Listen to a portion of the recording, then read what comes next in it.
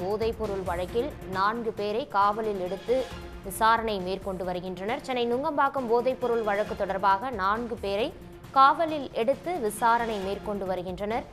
அதிமுக முன்னாள் நிர்வாகி பிரசாத், பிரதீப்குமார், ஜான் ஆகிய 4 பேரை 6 நாள் காவலில் எடுத்து விசாரிக்க எழும்பூர் நீதிமன்றம் அனுமதி வழங்கியிருக்கின்றது. இது தொடர்பான முழு விவரங்களை செய்தியாளர் செந்தில் வழங்க கேட்கலாம். செந்தில், இது தொடர்பான முழு விவரம். நுங்கம்பாக்கம் போதைப்பொருள் வழக்கில் கைது செய்யப்பட்டு சிறையில் இருக்கும் 4 பேரை தற்போது போலீசார் 6 நாட்கள் காவலில் எடுத்து விசாரித்து வருகின்றனர்.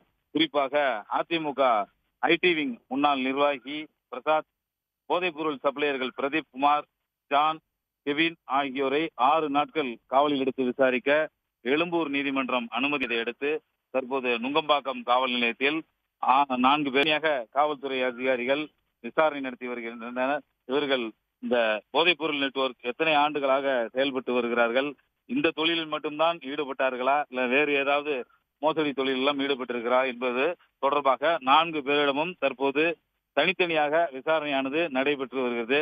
குறிப்பாக அதிமுக ஐடி விங் நிர்வாகி பிரசாத் 5 வழக்குகளில் கைது செய்யப்பட்டிருக்கிறார். வழக்குகள் பாரில் அடிதடி, மிரட்டல் என மொத்தம் 5 வழக்குகளில் கைது செய்யப்பட்டு குண்டர் சட்டத்தில் இருக்கிறார்.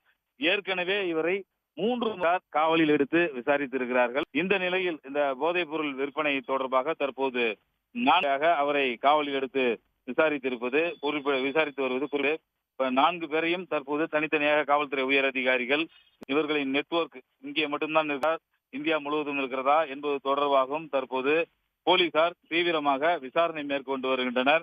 விசாரணை முடிவில் மேலும் பலர் சிக்குவார்கள் என எதிர்பார்க்கப்படுகிறது. உடனுக்குடன் செய்திகளை தெரிந்து கொள்ள சன் நியூஸ் பெல் ஐகானை கிளிக் பண்ணுங்க.